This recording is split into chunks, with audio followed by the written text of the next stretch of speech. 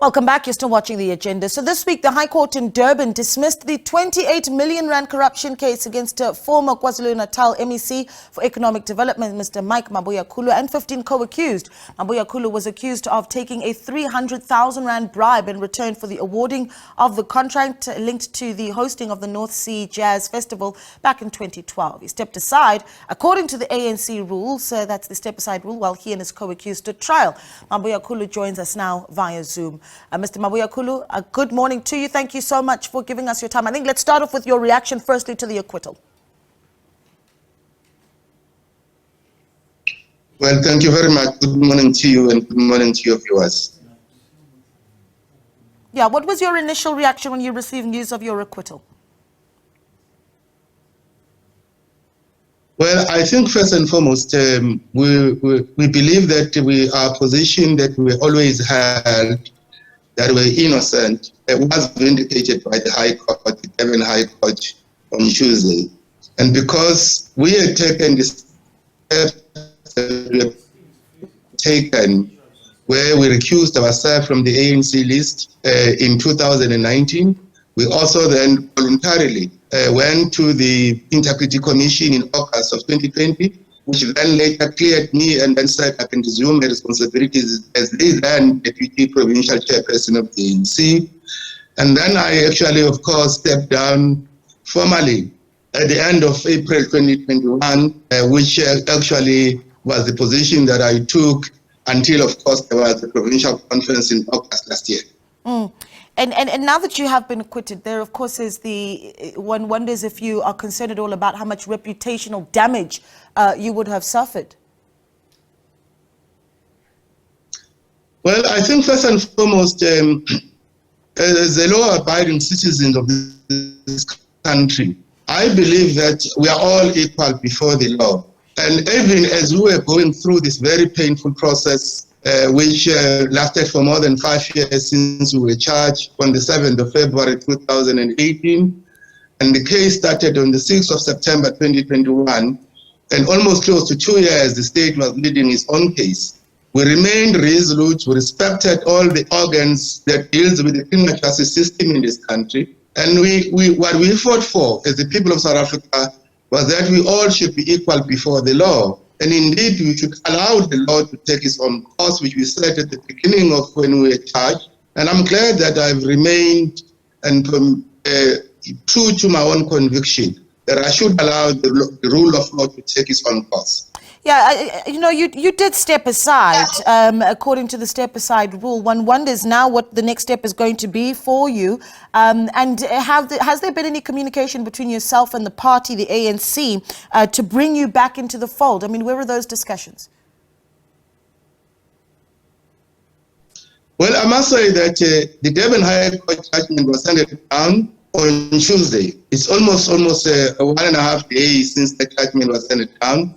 So it is still early days, but one important thing that I actually am currently now enjoying my freedom, which is accorded to every South African in terms of the Constitution and the Bill of Rights. And I would then want to take some time, reflect, and see what one would like to do going forward. But until then, the one thing that is very certain to me is that as a member of the ANC that is in good standing, I will be joining all of the other ANC members and the volunteers that will be working so hard for the ANC to be able to win the general elections in 2024. That one I'm very certain that I remain a true and an honest member of the African National Congress, and I will lend my hand in whatever way that all other members of the ANC would. Are you hoping to find yourself back in the seat as the MEC for Economic Development as we get into the results of the elections next year? Well, let me say that insofar as I'm concerned, the ANC owes me nothing because the decisions I took to step aside, all of them, I took them on my own volition. And of course, I appreciate that the movement has since moved on. And if there is anything that the movement considers, it will be at the discretion of the movement. But as Michael Mabuyakhulu, I have no expectations of anything in the movement other than, as I said, that as a member of the ANC, Mr. Mabuyakhulu, are you still there?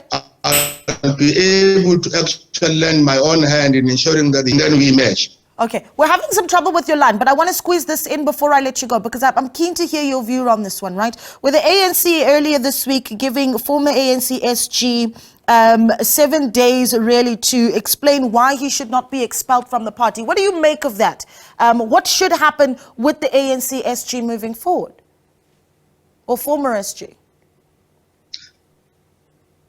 Look, I think I will be loath to make a comment on the circumstances pertaining another member of the ANC. Suffice to say, I, as Michael Mabuyakhulu, personally believe that we should all respect the decision of the movement. Hence, I actually respected all decisions of the movement, not selectively, but even those that may be affecting me negatively. As a member of the ANC, I must be true to my own conscience and the constitution of the ANC. The decisions that are taken by the movement, which are bona fide, need to be respected by the ANC members. You're saying essentially that if the ANC decides to go ahead and expel the former SG, that you'd be supportive of that decision? No, I'm not necessarily saying so. I'm simply saying that in the ANC, there are processes, and those processes allow a democratic discourse. They also give members an opportunity to be able to air their own side. And I'm not privy to the nitty-gritties of this issue, hence I'm not necessarily commenting directly to it. Service to say, when the ANC decision and resolutions have been taken, they affect all members. And none amongst us as members of the ANC can selectively want to ensure that certain decisions are implemented and others are not. Yeah. Well, we do appreciate your time, and we'll be watching the next steps that you take very closely. Looking forward to chatting again in the future. That there, Mr. Mike Mabuyakhulu, the former KwaZulu-Natal MEC for Economic Development, speaking to us there.